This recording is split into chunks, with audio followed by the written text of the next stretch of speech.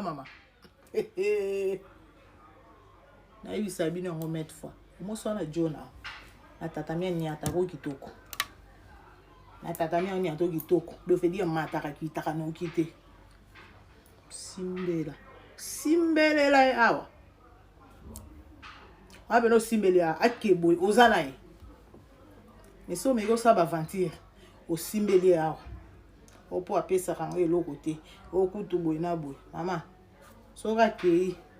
On va récupérer au sambwe. So na mbale nyataka kitoko zala na e. Mbongo ya kasima, OK? Mbongo ya kasima, oui. Zala na mbalo parce que na moment oyo ba vrai jo ba koma ba vewe.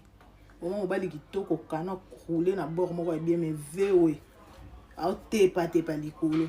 Ba koma oyo sala na ka 3 minutes, 2 minutes et ou me la kateli bosolo kuta